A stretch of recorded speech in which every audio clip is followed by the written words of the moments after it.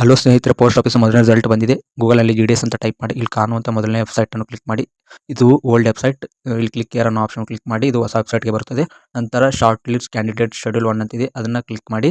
ಆಮೇಲೆ scroll down ಮಾಡಿ Karnataka ಡಿವಿಷನನ್ನು select ಮಾಡ್ಕೊಳ್ಳಿ. ನಂತರ ಲೋಡ್ ಆಗುತ್ತೆ.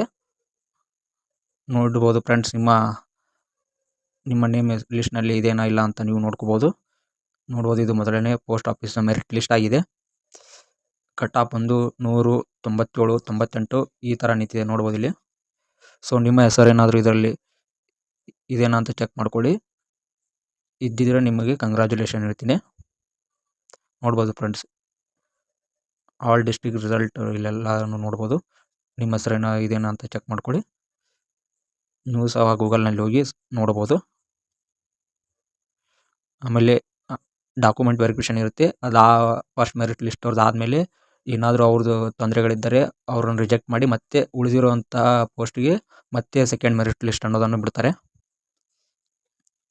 ಅದರಲ್ಲಾದರೂ ನಿಮ್ಮ ಸೆಕೆಂಡ್ ಲಿಸ್ಟಲ್ಲಾದರೂ ಕುಂದಿರ್ಬೋದು, ಆವಾಗ ಕಡಿಮೆ ಕಟ್ ಆಫ್ ನಿಲ್ಲುತ್ತೆ.